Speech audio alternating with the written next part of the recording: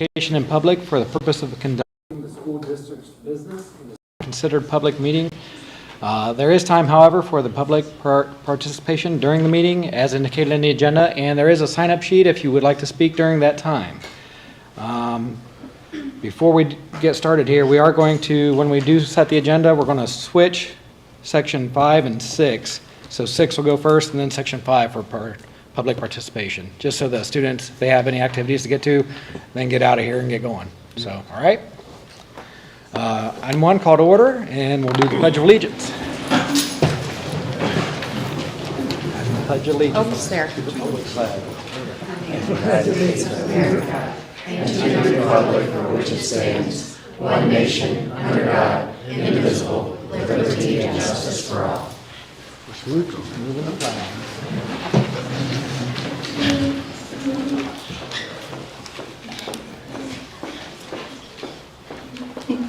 All right, roll call. Mr. Klaus. Here. Mr. Schleicher. Here. Mr. Huber. Here. Mrs. Summer. Here. And Mr. Hilsman. Here. I said we're going to switch sections 5 and 6. Do I have a motion to set the agenda? I'll set the motion. Julie, do we have a second? I'll second. Adam? Mr. Klaus. Aye. Mr. Schleicher. Yes. Mr. Huber. Aye. Mrs. Summer. Yes. And Mr. Hilsman. Yes.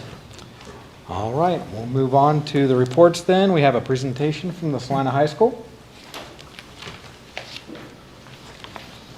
Yes, good evening, ladies and gentlemen of the Board of Education. Thank you for taking time to listen to us this evening. These students are here to share their experiences as students at Celina High School and how this amazing environment has shaped them into Bulldog leaders they have become. Celina High School is more than just a place of education. It is a place of growth, transformation, and empowerment.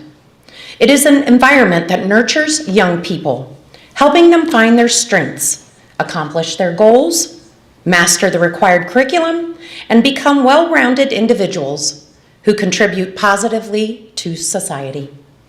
Tonight, we'd like to introduce you to some of the prime examples of what it means to be a Bulldog.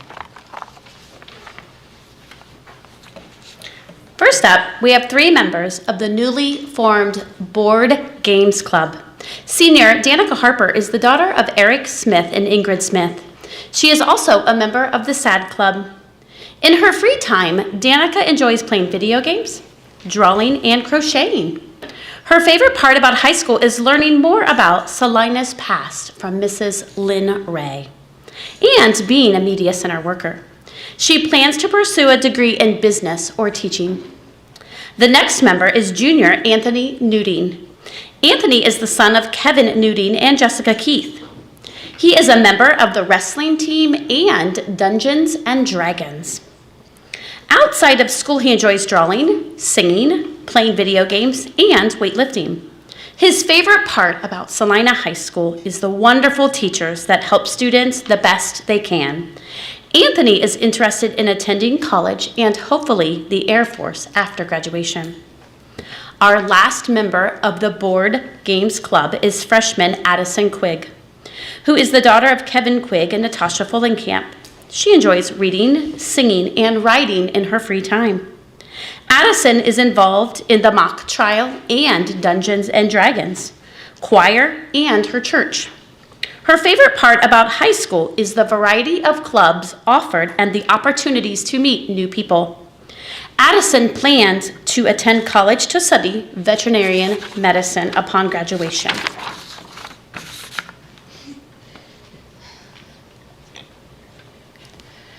Hello, I am Addison Quick and I am in 9th grade. My favorite game is Uno and I have a choir concert after this. We currently have 39 members in the Board Games Club, and we can safely assume that that number is going up and up because I was one of the people that joined a bit later, and I convinced a couple of my friends to join a bit later.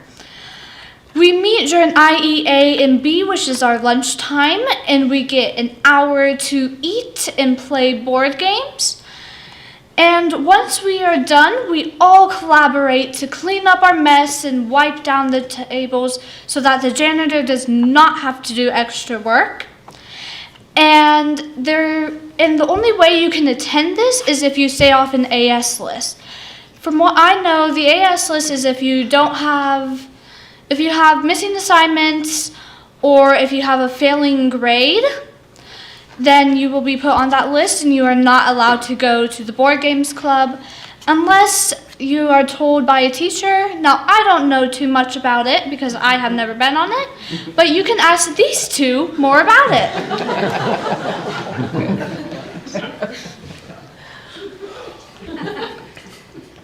Hello everybody, my name is Anthony Newting.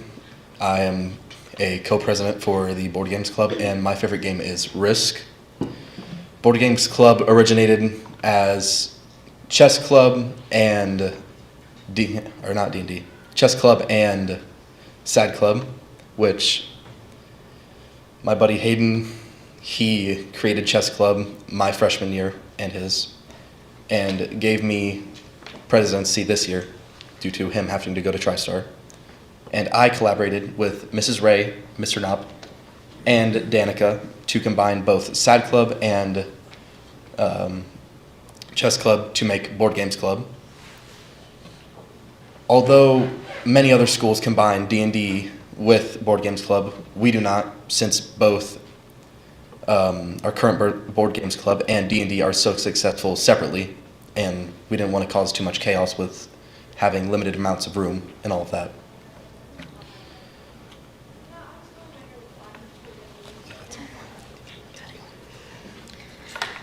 Hi, I am Danica Harper, and I am currently a 12th grader. My favorite game currently is called Backgammon.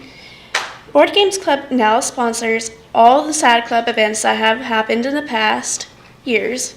Those events include the Red Ribbon Week, the Find a Red Ribbon Hunt, and also the door decorating contest. We also have another event that we do that does not include all the students. It only includes club members, which we had as Sad Club. We also had them bring in a +1 since Sad Club was such a small club before this year. This year, our Sad Club members went from 9 members to almost 40 because we have 40 kids now in Board Games Club. We plan to do this lock-in, which was the event that we did in previous years with the +1, but we do not plan on doing the +1 this year because of how many kids that are in it. Also, we plan to get 3 new board games for the Board Games Club, which include Ticket to Ride, Cascadia, and Catan, which are all popular and educational games. Are there any questions? Very nice.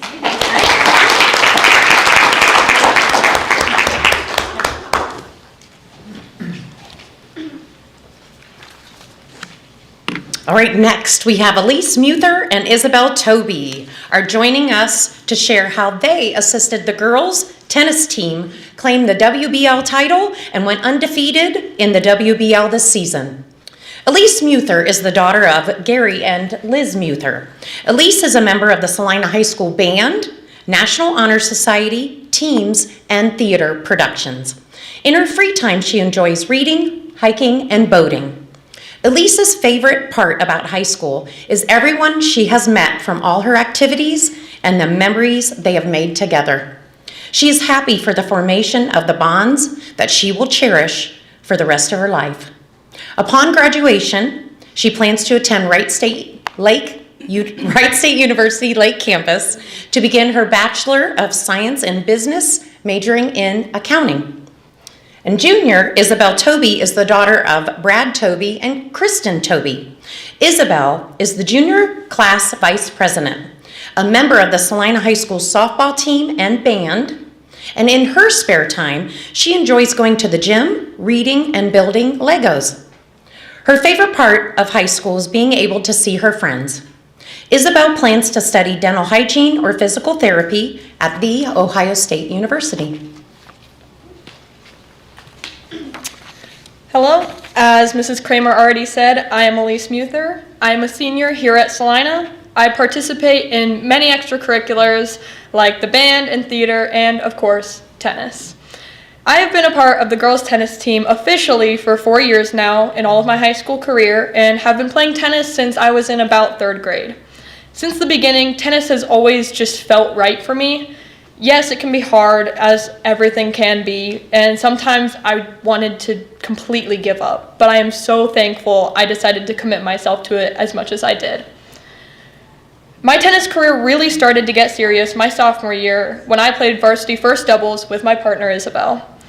It was scary getting thrown into varsity, but I know I had it easier than Isabel. I had experience on our JV team my freshman year, so I got the idea of everything decently. But varsity is so different from JV. We ended up doing pretty well as 2 first-year varsity members and overall learned so much from that year.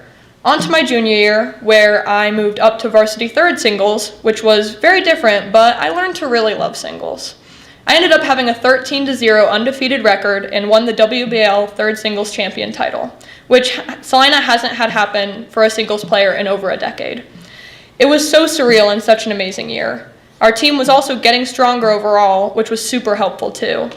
Now moving on to this year, my senior year, we only graduated 1 varsity girl, and so I took her place at varsity second singles. This year was a year we knew that as a team we were going to be a powerhouse, and oh how we were right. We accomplished so much this year as a team, and looking back on it feels like a dream. We had an undefeated WBL in-season record as a team and went on to win the WBL championship for the first time in over a decade as well. Personally, I had a 13-2 record overall and only lost 1 WBL match in season, when it was around 100 degrees outside. And I went on to win my second league title as the WBL second singles champion. I was also fortunate enough to be awarded the WBL Sportsmanship Award, voted on by all the other teams on who they believed showed the most sportsmanship on and off the courts. And to top it all off, Isabel and I competed as a doubles team for our 2nd year in a row this year at the district tournament. Our 2024 girls season is one I will never forget, and I couldn't imagine a better way to end my high school tennis career. I want to thank my coaches, Jen Morrison and Kenzie Hinkle, for always pushing me to do my best no matter what I was doing. Whether it was drilling or playing in a match, they were always there to help me be the best version of myself possible. I also wanted to thank all the girls on the team for making the tennis team such a fun and enjoyable environment. Without all of them, every day would have been so much less exciting. I also want to thank my teachers, past and present, for being so supportive and understanding of the tennis team and congratulating us on what we accomplished. I want to thank my family and friends for being such amazing supporters and cheering us all on from the sidelines. And a special thanks to my parents for coming to every single match I had, no matter how far, and always supporting me through every high and low that I experienced. And lastly, I want to thank the community as a whole for the endless support they've shown the girls' tennis team. Thank you for celebrating and appreciating what we have done. It truly means the world. Overall, all I feel like I need to say is thank you, thank you, thank you, and go Bulldogs.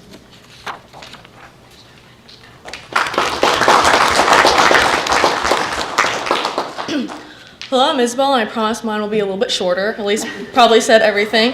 But I'd like to thank all my coaches, teachers, and friends and family who have shaped me today. My coaches would be Jen Morrison and Kenzie Hinkle.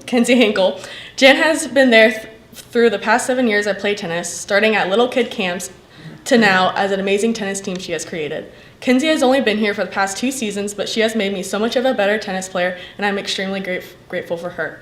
I started freshman year varsity as doubles player with Elise, and we did okay. And then the past 2 years I've been first singles. My sophomore year I ended 3rd in WBL, and then or 4th in WBL, and this year I ended 3rd. And all these 3 years have went by so fast, and I really can't believe I only have 1 more year, and I'm sad to see all the seniors go.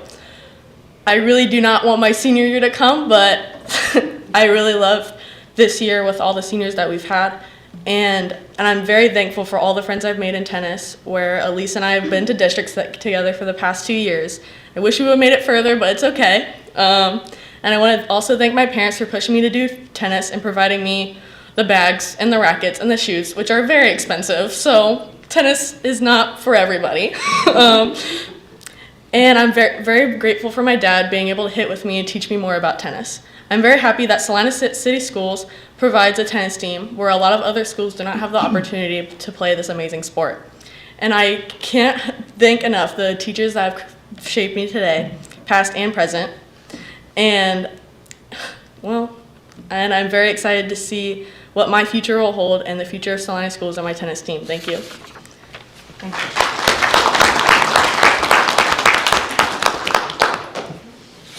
Finally, senior Kenley Holstad is here to share her experience as a member of the girls' soccer team that went to regional finals and a member of the 2024 homecoming court. Kenley is the daughter of Brian and Cassie Holstad. She is a member of the Celina High School basketball team, WBL Sportsmanship Committee, went to state as a freshman in track. She is the leader and founder of FCA, secretary of NHS, and works at Bud's Chrysler and Made Apparel. In her free time, she enjoys being active, being with her sister, traveling, being on the lake, concerts, food, and Jesus. She also loves game days. Her favorite part of high school is cheering for the Bulldogs at every sporting event. Kenley plans to attend college and major in sports communication. Kenley? Thank you, Mrs. Nelson, and thank you to the Board of Education for allowing me to speak this evening. Like Mrs. Kramer said, I'm Kenley Holstead, a senior at Celina High School, and to be very honest, it took me a while to figure out how to put all my experiences into a short presentation because my journey has been full of growth and countless opportunities, a journey that has shaped me of who I am today. Celina High School has offered me a plethora of opportunities, from sports and clubs, to college courses, to athletics, to teachers and coaches, to my friends and peers. These years have been about discovering who I am and exploring my passions while building relationships. I'm a 3-sport varsity letter winner who went to state in track my freshman year. Just about a month ago, my teammates, coaches, and I made it to regional finals in girls soccer. Our season may not have ended at the state level, which is what we all wanted, but I've learned the value of teamwork, leadership, and community service. My last basketball season is underway now, and I cannot describe the amount of respect I have for my coach, Brett Bacher, who is also a teacher here at CHS. Coach has been a mentor, a motivator, and an inspiration to everyone on the team. Coach's emphasis on hard work, discipline, and teamwork has not only helped me succeed on the court, but has also taught me valuable life lessons that extend far beyond the game. Coach Bacher's infamous acronym, DMGB, which means doesn't matter, get better, is a staple on and off the court. Sports have not only enriched my high school experience, but have also prepared me for life's challenges. As a senior, one of the most profound lessons I've learned is the importance of resilience. High school is filled with ups and downs, whether it's a tough class, a disappointing loss, or even the uncertainty of the future. One of the most challenging areas of school for me was honors English. Academics has always been important to me, and I knew I wanted to truly succeed in the classroom. I had to challenge myself, push myself to achieve at the highest level. 2 teachers here at CHS made me realize that with hard work and extra help, I could persevere. Mrs. Cubberly and Mrs. Gudorf challenged me in the classroom, and because of their ability to challenge me and believe in me, I did succeed. They both taught me to persevere, adapt, and grow stronger. I've learned that failure is not the opposite of success, but a stepping stone towards it. And I want to thank both Mrs. Cubberly and Mrs. Gudorf for pushing me to succeed. My future looks bright, and I'm spending 4 years at Celina High School, and spending 4 years at Celina High School is a huge reason for that. I plan on continuing my education at Clemson University in the fall while majoring in sports communications. As I look ahead to graduate and beyond, I feel a mix of emotions. Excitement for the future, sadness to leave behind this chapter, and immense gratitude for the experiences and people who have been a part of my journey. High school has been more than just an education for me. It's been a foundation for my future. Thank you.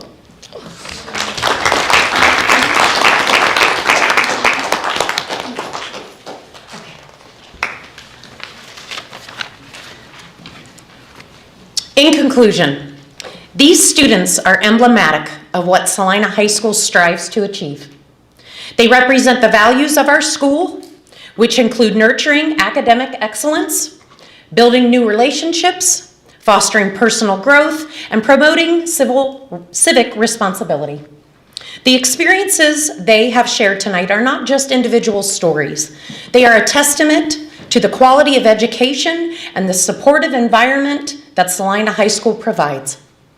We thank you, the Board of Education, for your continued support of our school and for allowing these students to share their experiences as Bulldog leaders.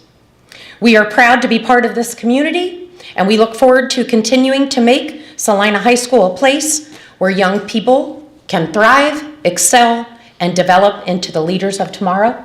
And thank you.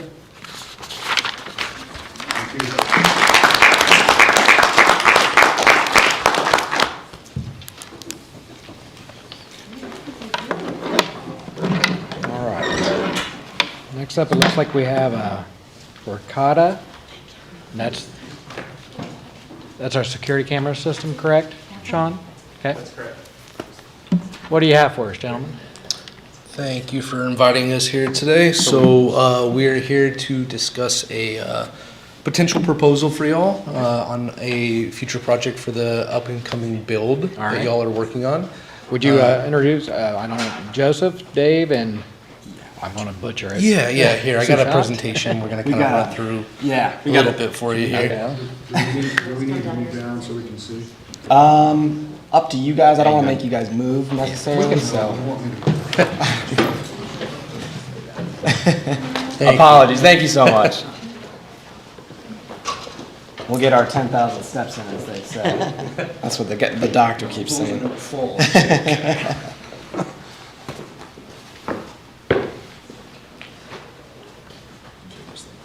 All right. Well, thank you so much. Well, good evening. Thank you to the board for giving us a platform here to talk a little bit more about Verkada and why we're here today to talk about the proposal we've put together with Sean and team. So before I go into anything, I just wanted to give a big shout out to Joe. He's been deciding on what slide to do, if it's green or not green. And I said throw both of them on there. Go Bulldogs, right? But today, really what we're going to talk about is what is Verkada, our physical security company? We want to run through our Ohio partnerships that we have with school districts and municipalities. We want to talk through our single physical security platform, the proposal we put together for you, and then cover any questions you guys might have. Just as a way of introduction, my name is David Doolittle. I'm a senior regional sales leader here at Verkada. I'm here with Joe Bartek, who is an account executive and covers you guys specifically, but is also the account executive for the state of Ohio for select accounts. So Sushant, he's not here, but he is our solutions engineer that is your technical resource for everything physical security related. And then we also have Doug that we work closely with for the proposal that we're working with you guys on. So just to jump into things, I wanted to just run through who is Verkada, why were we founded, and what we really do. So these are our founders, Hans Robertson and Philip Kazans. Hans is a visionary IT leader. He started Meraki, which is a networking company that was bought out by Cisco. It's a multi-billion-dollar organization relied upon globally by institutions, organizations, and municipalities. And then Philip, he's been in the startup space for well over 20 years and has started companies from the ground up. Really, the way they came together was they saw a need for companies to have and organizations to have an ease of use way for physical security, cameras, access control, alarms, etc. And they pretty much founded Verkada. So we were founded in 2016. As of today, we have 28,000 customers globally in 16 offices.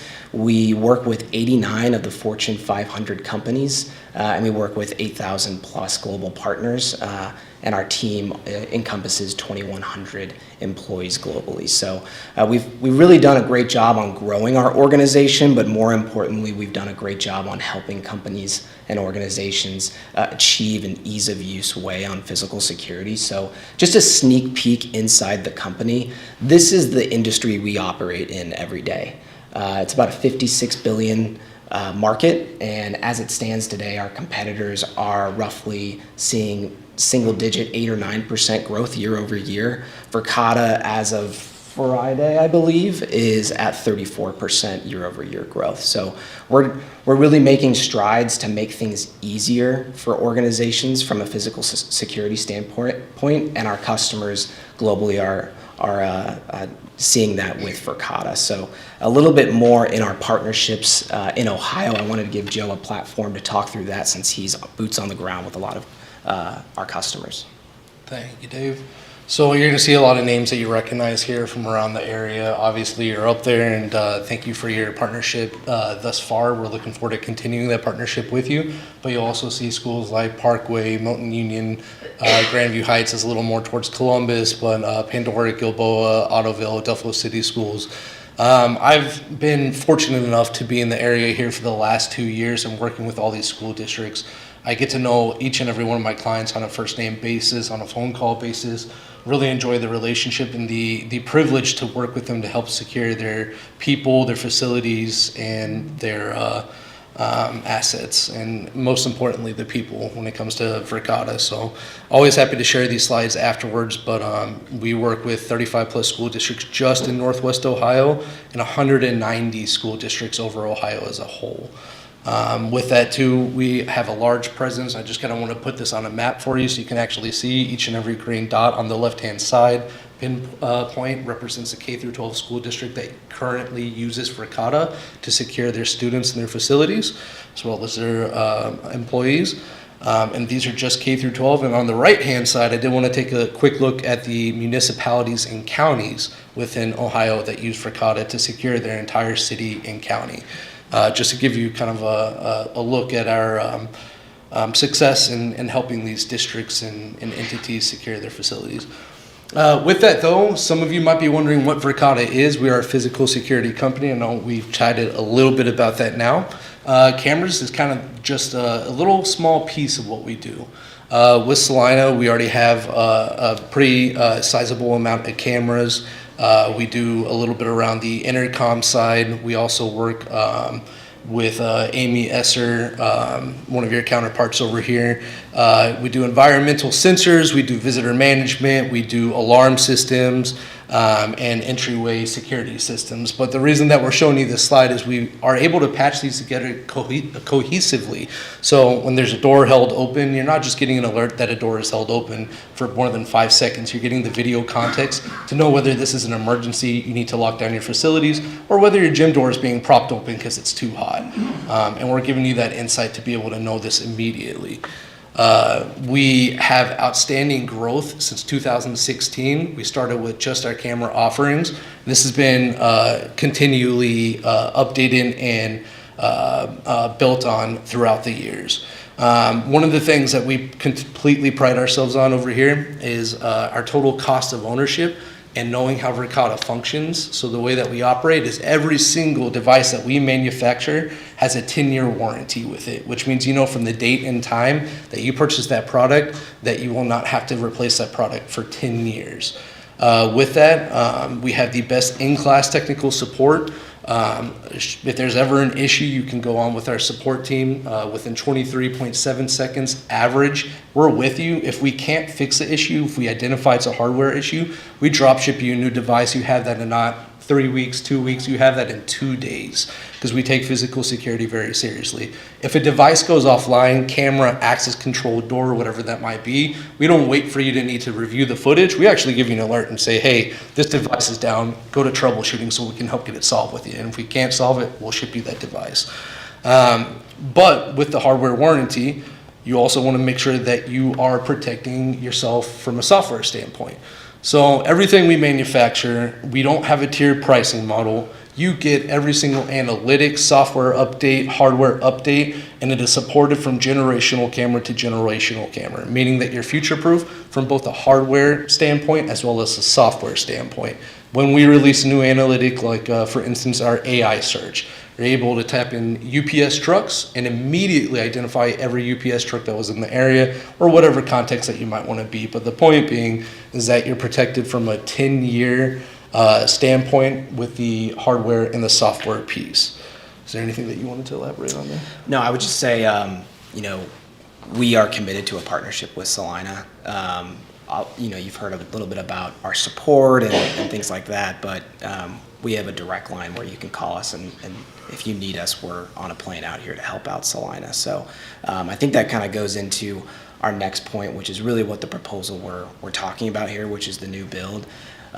We know you have cameras and access control that are going to be, quoted for 10 years, which is great. I think the more important thing and the question we're all asking is, do we wait 2 years to do this proposal? Do we not wait 2 years to do this proposal? And what we were able to do, and I think this is showing a commitment to the partnership we value with Celina, is we went to bat internally and were able to get 1.5 years of licensing for free. So essentially, at the company, I think the longest before us was 2 months. So pretty exciting that we were able to get this approved, and my leadership sees the importance we have with Celina. We were able to advocate for your team and showcase, hey, why is this important right now? Everyone's been through COVID with IT-related delays that happened. There's uncertainty. You never know what might happen, and we're investing in a new build. We want to protect against that, and that 1.5 years really does give you that. At the same time, tariffs, uncertainty in the macroeconomic environment, there could be cost increase at an industry-wide level, not only with physical security, but other IT vendors out there. This helps future-proof you, where you're still getting everything you need right now. You have 1.5 years of free licensing to offset any risk you have by waiting 2 years. And with what Joe was mentioning is every software update, every feature change, you get that over the long term for a 10-year period. So at the same time, my last point is, if you're waiting and you're trying to budget and manage your budget over that 2-year period, if you chose to wait, interest rates change. There's a new administration coming in. We're already seeing interest rates going down in Europe. So that can be something to think about, and you want to future-proof and just make sure, hey, we're invested in this new build. We want to make sure that we're protecting our investment as well. So that's really why we're here, and we wanted to fly out and personally deliver this message. We were super happy and tired when our deal desk finally got this approval, so it did take some maneuvering here internally, but we're, again, really excited for the partnership and wanted to showcase that here today. So with that, anything you wanted to cover before we go into questions? Yeah, just real quick, and one last little point out here is the way that we were able to organize that 1.5 years is a 6-month delay on license start, but a free entire year on all the devices that we're offering in order to help bridge that gap. But something that I didn't really go into before is how our licensing work and co-terminates. So it's basically a cycle of an average, right? So there's one co-termination date where your license ends. This actually, going with this model, extends that co-termination date from the time that you invest with this next project with Verkada, immediately extending the period of which your licensing would end. So it is physically 1.5 years, but it's also a unset amount of what it adds to your current license date, and it will extend that current license date out. So it's beneficial for you in multiple ways. And again, we are excited for the partnership and opportunity to work with you and help take any risk out of the investments that you're currently making for your new school build. And happy to help. Thank you. Any questions that we can address? I don't think I really have any. I understand the 18-month extension. That will really balance everything out, so everything pretty much come to an end on the same time frame then. Do you have any questions?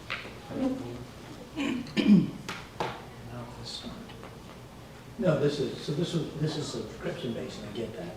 And so we elected not to do it because we had 2 years we were going to burn before we would start getting any back. So what you're saying is you're going to give us a year. So we had a 2-year gap. And Yes. so now you're giving us 18 months, so we still have 6 months we're paying for stuff that we're not using. There's also the extension from the licensing for the exact date, but this is the most that we could try to get from our deal desk team approved. And again, like the longest running term that we've gotten extension for was 2 months, but this also includes an actual free year of licensing, which will extend your co-termination date. So the 6 month is only a delay of the start date, and what we're actually doing is giving you a year's worth of the software and the licensing behind it. There's a lot more math that we'd have to figure out to make sure if this makes sense for us or not. But Absolutely. And the way it was presented originally, and I was in those meetings, it was like, it didn't make sense for us to spend the money now because it was 20% of it, we would just throw it away. Absolutely. Yeah, and I think with the year and a half, it definitely offsets the risk Yeah, by but we protecting still the have 6 months that investment. We're paying for it, we're not using. With the 6 months to think about too, you're also managing your co-termination. So say you decided to wait the 2 years, you'd still have a termination date that you'd have to renew licensing in that 2-year period. So, for example, in 2 years, you say, hey, we're ready to go, we want to do this. You buy the hardware, right? You still have a licensing from your prior that you'd have to move forward on. Licensing of our prior hardware, because we're using some of this in our other. Correct. So from a budgeting standpoint, it's a larger budget cap that you'd have to prepare for.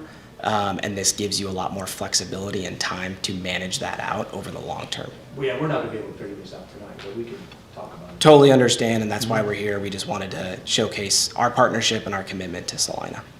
Thank you. Absolutely. Any other questions out there? Awesome. Fantastic. Thank you so much for the time. Thank you, we appreciate it. Thank you. Thank you. Appreciate it.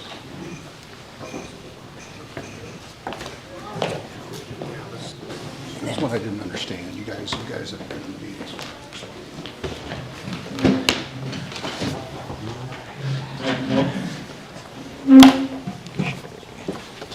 I see Sherry out there. Do you have an update for us? Just a real quick. I know that we have the best staff of kids in the world. I'll preface that so I don't get emails from our different staff. Our 4th, 5th, and 6th grade students and teachers are rock stars.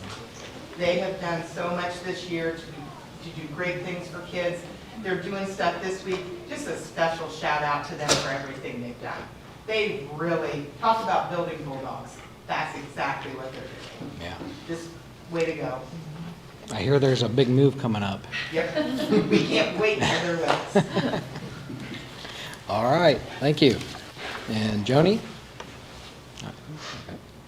And so, John, you have, Yeah, I just got a little short presentation here to speak of. I'm not gonna use the screen or anything like that. I attended the Ohio School Board Association's conference in Columbus last month. And it's basically 3 things. Besides collaborating with other board members while you're there and talking to them out, talking about your problems and being able to do that, which is valuable, you have developmental sessions, you have a delegate assembly, and you have a trade show. And I attended 4 different sessions, and I thought they were really good. One was about school boards engaging the community, one was about presiding with a purpose, leadership on a school board.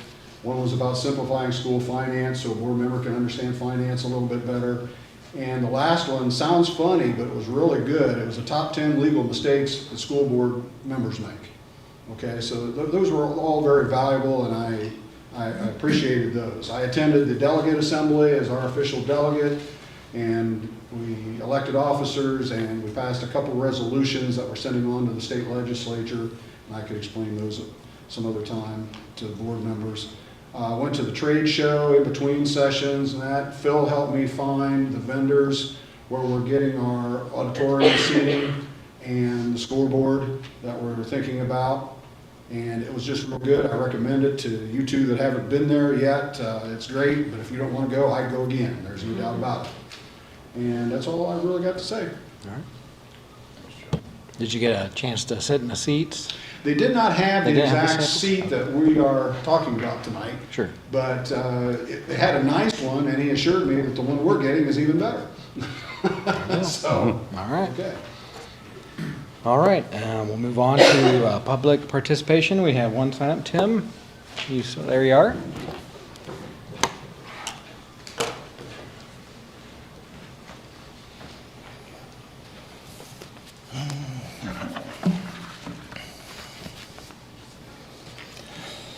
All right, so over the last 2 meetings, the board's sentiment towards the field house has changed from the special meeting. It was kind of like, well, what are we going to do with this place? And then the last meeting, Brooke, you were talking, and Carl mentioned that it's our understanding that the new competition gym would be the new home for the Bulldogs. And I just want to make it clear that that's not my hope, and also a lot of the public's hope, that we're not just going to save the field house just to like put it over there and look at it, okay, or use it for some special events.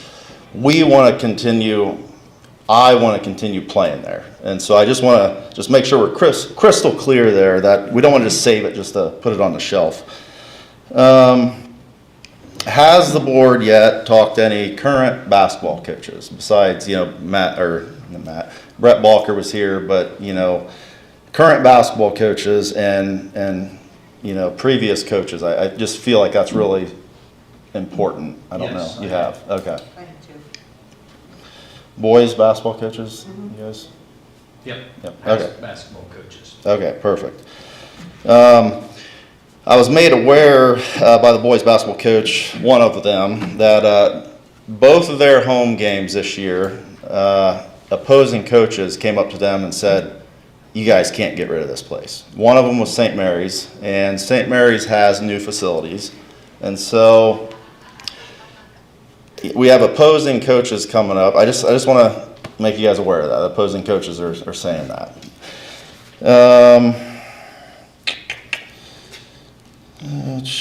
Public participation. This is the big one, and throughout I'll get into what I've been up to the last month. It's been crazy. But I think public participation is so critical, and the transparency and honesty to let the public understand what's going on. And Brooke, you talked a lot about that, about maybe doing a survey and all that stuff. That's still in the works, kind of, you thinking? Okay. That's extremely important because I still am, getting feedback from the public that, this is just me, but I'm getting a lot of people that don't want this. And so I don't want to end up like Coldwater where you can't pass a levy, twice in a row because they're mad at their administration. All right, so Brooke, you mentioned, I know you mentioned Rob England coming, and it's a shame that Matt Hibner, Garmin Miller isn't represented here tonight. There's no Garmin Miller reps, right? Anybody here? No. Okay. Matt Hibner said, 2 to 3 weeks, Rob England would be on premises. The week after Thanksgiving, and that didn't happen. It didn't happen. Rob didn't come. Okay. So I just don't want us to get pushed out further and further to where now our backs are against the wall. I say, well, we wanted to have this done by March, and now, we just kick the can down the road, and it's too late now, guys. I'm not saying that's what's going on. I just want to make sure that is being thought of. I drove down and met with Rob England the Tuesday after the meeting. The last month, I drove down there and met with him, and I wanted to ask him. Right away I jumped in, and it was Rob and Candace, one of his other examiners. I said, guys, help me understand this. Garmin Miller's telling us it depends on what the inspector says. It depends on the inspector. We can't just know what it depends on the inspector. We all heard that over and over, and then it creates confusion a little bit, because we don't know. Julie doesn't know. You're not an inspector. None of us know. So we're relying on our experts. But what I learned when I was down there is I'm asking my questions, and Rob is like, Tim, just draw it up. Just draw it up. We'll take a look at it. And it hit me. When Rob, here's the book. This is the one of the Ohio building codes. There's plumbing, building, electrical, all that stuff. But he points at the book. He says, Tim, it's black and white. I just go based on what's in this book. And it just it just hit me because Garmin Miller probably has these. They got these. You know, this is the code. It's a standard. It's just like you teach to a standard. You know, they have this, and so I kind of feel like we're getting a runaround a little bit because Garmin Miller knows we don't necessarily need Rob England. While it's good to have a second opinion, Garmin Miller knows what the rules are. They know the rules. And by Hibner saying, well, depends on the inspector, it's false. It is so false. It doesn't really depend on the inspector. It depends on the full scope of work that's done on the project. So the full scope of work can't be done until a study's done on the project. So when that study's done, we'll have an idea of what the full scope of the work is. And besides that, I think any building that we remodel, we want to meet current standards, so we don't get a lawsuit on our hands. Yeah, that's fine. I'm not, I'm saying that Garmin Miller knows the standard. Yeah. They know, they sure do. Yeah. And so another thing, Carl, glad you brought that up because I about forgot. They love Garmin Miller down there. They love Garmin Miller because they're so thorough. Yeah. And then they said that. And so that's another thing, as I was able to digest all this, Garmin Miller is thorough, they like them, but yet they're pushing it off and they're saying, well, guys, I'm over here asking questions. They said, well, it depends on the inspector. I don't know, we can't, maybe, it's fake. It's false. That's what it is. So I would, hopefully you guys can just think about the experts, because the experts are getting paid. Do they get paid a commission on like how much, like a percentage of the cost of the project? Is that correct? Yes. Okay. Yeah. I don't want to compare it to a fox in the hen house. You ask the fox, hey fox, how do we protect this hen house? But I guess I kind of did because I just said it. But just keep in mind that the experts, we have to lean on our experts, but you also got to remember these guys are getting paid based on how expensive our project is. Don't forget that, because human nature sometimes will do funny things when they're incentivized a certain way. That's really it. I just ask that you guys take the public participation, get the public involved, and hopefully we can use real, honest, true numbers, and I am here to fight for keeping the field house and the stadium. Okay. All right. Thank you. All right. Next up, we have the treasurer's report. Michelle? Okay, the treasurer's report tonight, there is number 1, to approve the minutes for November 18th regular meeting and December 9th special meeting. And number 2 is to approve November's cash summary report with revenues of $2,791,840.75 and expenditures of $4,667,152.09. Number 3, approve the bank reconciliation report with a balance of $78,799,948.76, which of that is for the building project is $56,217,791.24. Approve the checks written for November. Number 5 is to accept the following donations. $500 from St. Henry Tile to TriStar Construction for the purchase of jackets. $1,250 from Celina VFW to Celina High School Food Pantry. $1,275 from Celina VFW to Celina Middle School Food Pantry. $2,000 from Mercer County Civic Foundation, Moose to Celina High School Spirit Squad's Toy Drive. $500 from the Arm Corp Construction to TriStar Construction for the purchase of jackets. $1,000 from 4 Diamond Title Services to Celina High School Spirit Squad's Toy Drive. And then the following resolutions. Number 1 is to approve the attached amendment 02 to the consultant agreement form executed May 12th of 2022 between the state of Ohio, acting by and through the president and treasurer of Celina City School District and Stan and Associates Incorporated, Amendment 2 is modifying the scope of services by adding testing, adjusting, and balancing to commissioning scope of work for the Celina Middle High 712 building. The total additional fees for this amendment will not exceed $123,500. Number 2 is approve the change order request number 837-004 for alternates 1 through 3 pertaining to the 712 building project as presented. The first alternate is operable wall partition in the student dining, which is not to exceed $369,960.19. Alternate number 2 is telescoping bleachers in gym, is not to exceed $102,451.31. And alternate number 3 is telescoping bleachers in the cafetorium, not to exceed $585,288.59. And that is all I have. Okay. Any questions? Anyone have any questions?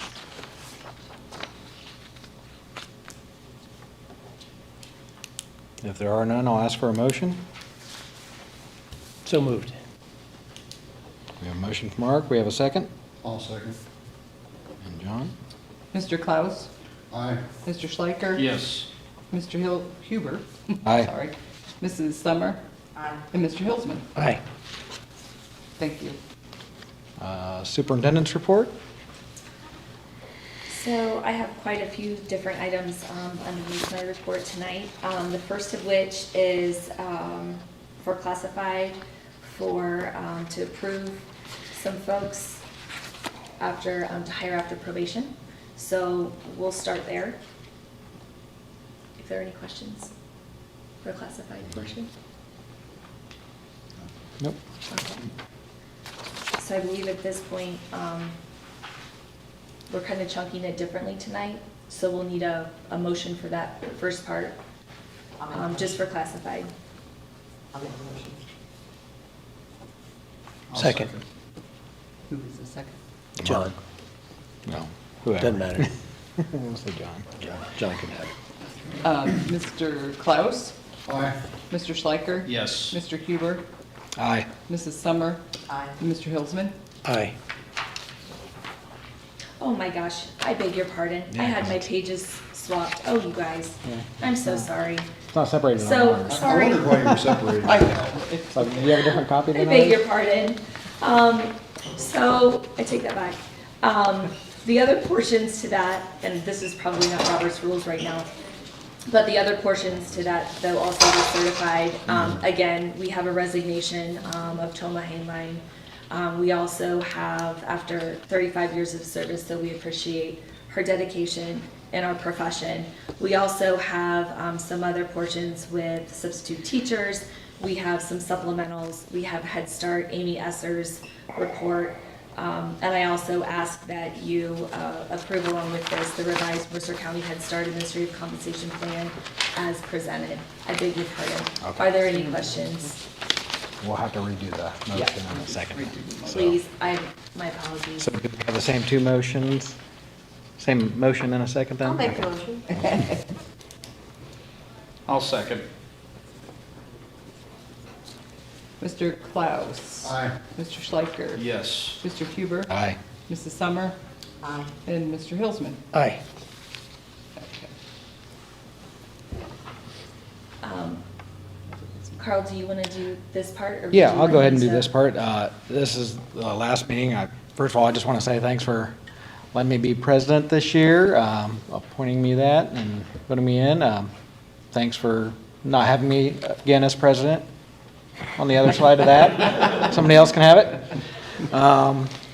So as pro temp, I'm going to appoint Mark as pro temp. He'll serve as president for the rest of this meeting until the next meeting will be when we vote for whoever's going to be new president and vice president. So, and all the other fun organizational things we do. So I'll appoint him as president pro temp, and then we'll go from there. So we have a motion and a second on that? I'll make the motion. Adam?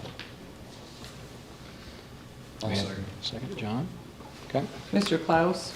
Aye. Mr. Schleicher? Yes. Mr. Huber? Aye. Mrs. Summer? Aye. Mr. Hilsman? I'll abstain. Happy to make it, don't you? I think that feels right. Okay.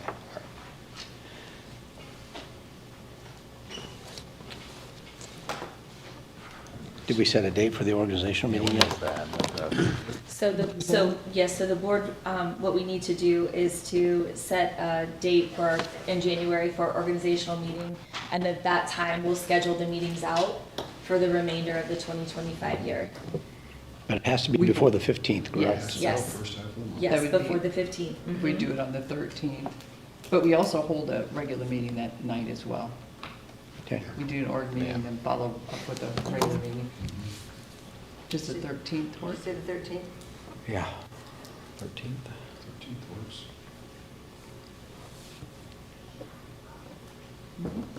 That'll work.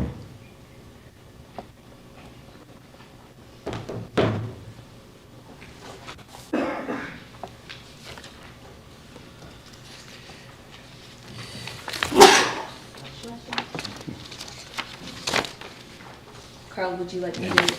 Yeah, go ahead and follow. Yeah, go ahead if you want to go. If there's anything you want to. So for number 3, I don't know what's been customary here, but what I think is important is that when we're looking at drafting a calendar for the next school year, is that we have an opportunity for the public to see what that draft is and then provide an opportunity for public feedback. And so that feedback can come by way of sending communication to me. And so that's the purpose of this, is just to make it known publicly. The draft calendar was done in collaboration with CEA. So we did this in our Labor Management Committee, which previously was our Employee Council, if I said that right. And so what we did is we have a lot of different voices in the room. So we have administration, and then we have teachers who represent TriStar, who represent different grade levels, CES, and also represent our 7-12 grade band, because we have a lot of different variables to take into account when creating a school calendar. And so one correction in making this known to our staff for feedback is we recognize that we have to meet 186 teacher work days. Well, when you look at it with the 2 evenings of conferences, we didn't take that into account in our initial draft. So we have to, right now we're sitting at 187 in current state. So we have to make that adjustment, which we'll do again in collaboration with our teachers. So that we recognize is one shift that we know we have to make. So again, I just wanted to speak to, I guess, the process and what I'd like to do moving forward and sharing it publicly, allow for feedback. And then in January, ask the board to approve it so we can get it to our families and community partners as quickly as we can. And so moving on, another practice, again, this is customary, is that as we have different legislation, as a result of that, we usually get impacted in the world of education. And so when that takes place, there are different policies that we have to adopt and become part of practice. So this is the first reading of the different board policies that are reflective of changes that have been made at the legislative level. Usually we see it in the fall, and then we see it again in the spring typically. And so again, tonight there's no action being taken on these policies, just to reference, these are the policies that the board will need to move on and approve in January so that we can change whatever our practices are going to be relative to each of them.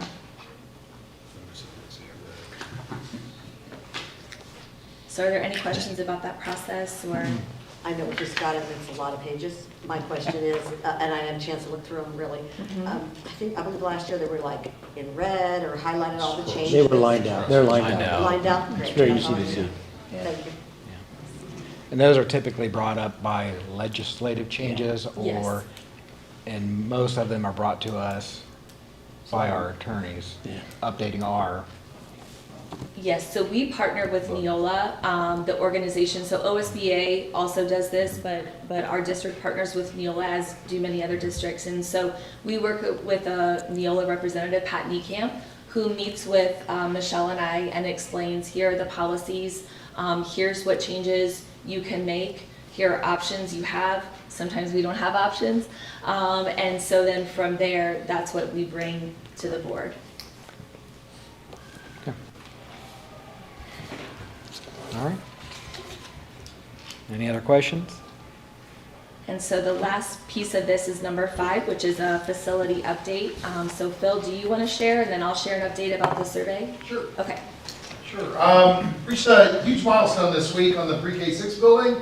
The wall came down, so we had a temporary wall between the newly built and the renovated portion and the academic wing of the old 5-6 building, which was separated. So now we have one continuous floor, and everything is just being concluded as we speak. I mean, things are just coming along really well.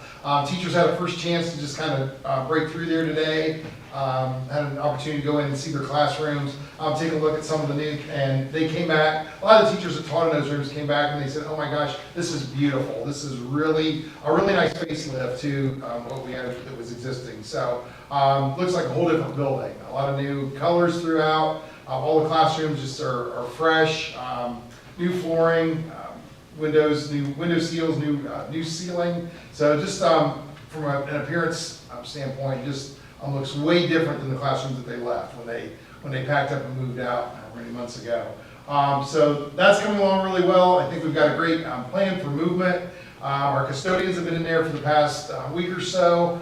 They're doing a final cleaning, so they're chasing contractors as they're hitting their punch list and finishing up over there. Deliveries have been made. We have new furniture that's all been delivered. I think all of our tech, a lot of our tech is now up. All? Most? We're real close. All right, real close. So technology is up. I know Sean's been working on that.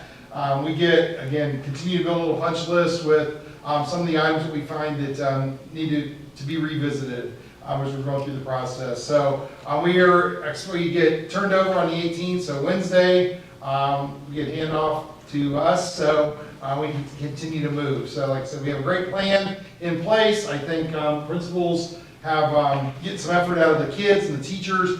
They're excited to get moved in, and then the rest of the large items will move in over Christmas. So we've got equipment, we've got dumpsters, we've got working towards what we need to do to make that happen.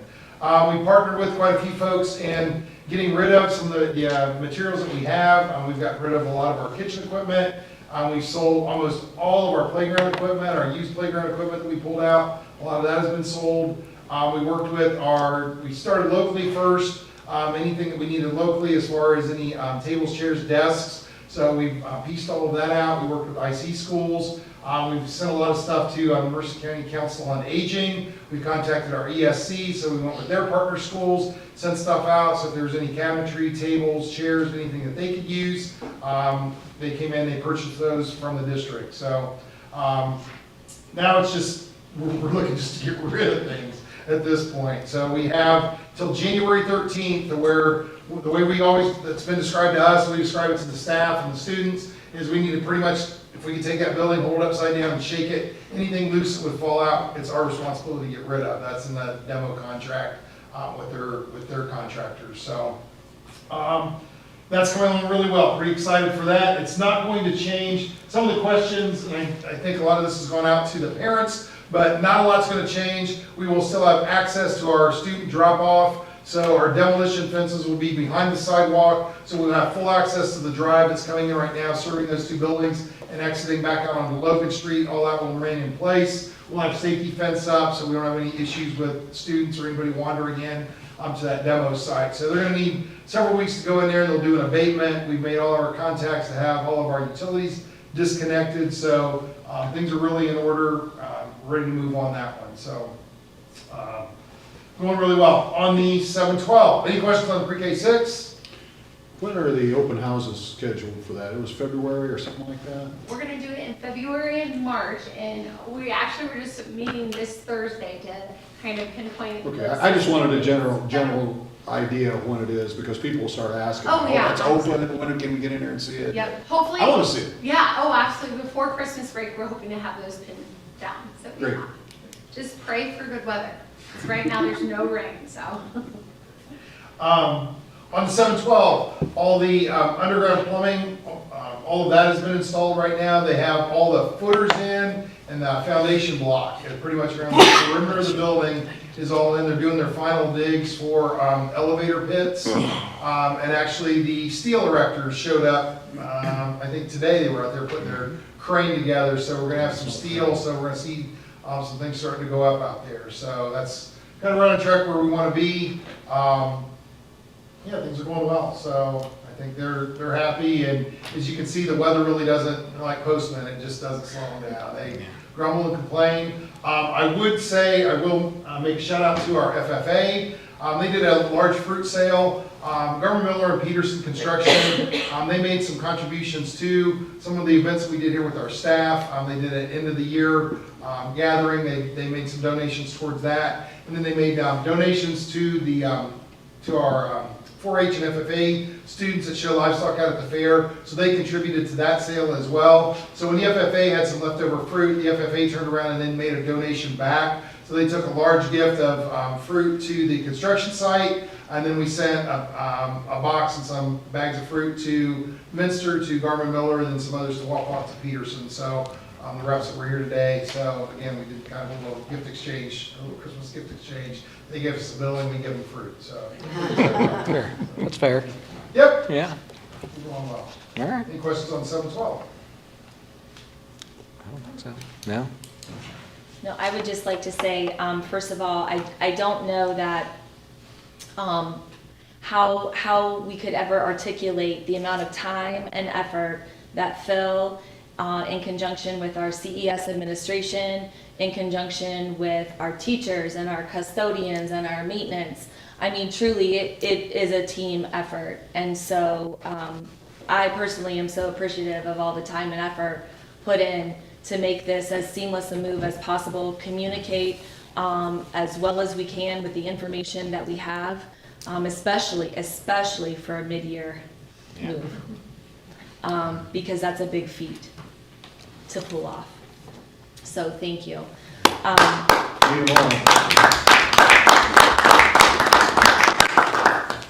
As far as the survey, I would just like to give an update. So yes, the initial plan was, as I spoke to, for Rob England to come on site. That was the initial plan. However, clearly that has since changed slightly, because what we needed to do, because yes, there is some prescriptive code that we follow. What was needed though was to know, what are the different pathways? What are the different options? What is the purpose of the building, meaning the field house? And so in order to get more guidance, we had to first kind of lay out what those pathways were. So for example, are we going to, with the purpose of, is it going to be an assembly space?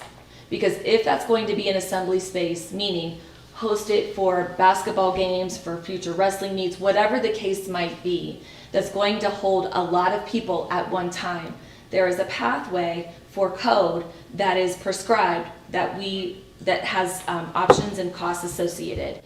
If the purpose is not to hold it for a big assembly space, but to use it so that it still services as a space for perhaps practice and also for our football, like our concessions, our restrooms, our locker rooms, then there may be separate code that's prescribed for that pathway.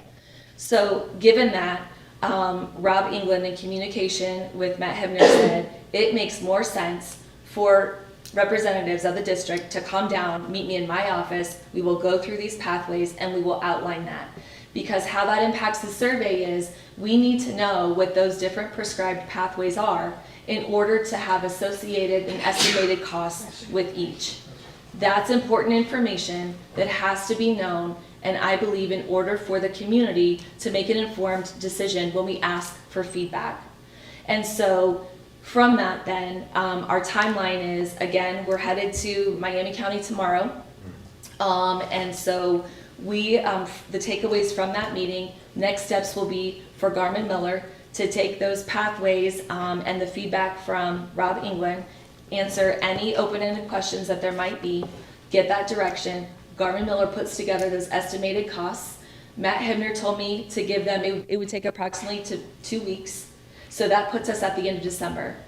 Then by January, the plan is to bring Cheryl Ryan from OSBA on site, and then she's going to meet with our representatives from the district to start the planning process for the survey. We draft it, given the information that we have.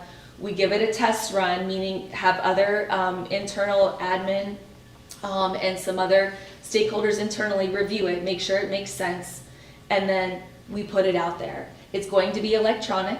I know I've spoken with a couple of members of the community while I've been in buildings, and so there is a concern with that, that there's not paper pencil.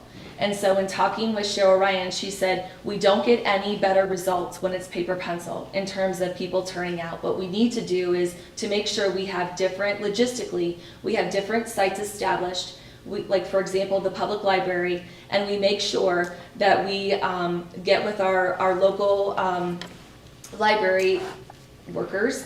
And so we can say, okay, if someone, here's where they go to take the survey, here's how they access it. Here's what it looks like when you click on the link from your telephone, right? Because a lot of people, they don't necessarily have devices at home, but they might be able to use a cell phone. So there are some pieces that are going to be put into place that we can ensure that, number one, the window is long enough so that it allows people to respond. And then number two, that we make sure that we have different sites set up to be able to accommodate that. And that includes in the district setting up kiosks and making sure that we have staff on hand to help, so that we remove any possible barriers that might exist for people to respond. And again, with surveys, it's meant to inform. So taking that, survey results, meeting again with Cheryl Ryan, OSBA, compiling that in a way that can be easily understood and communicated, and sharing that in a public way. Then it's at that point that we should be on track, even ahead of schedule, right? That March deadline that Garmin Miller shared with us, that the board really needs to make the decision and give a direction by March. So we should be able to finish the survey, share results the end of January, beginning of February, and then that still meets that March deadline that we know that we have looming. So that's the update that I have at this point. Are there any questions, clarifications? I appreciate your forethought and thinking through this whole thing. Appreciate that. You're welcome.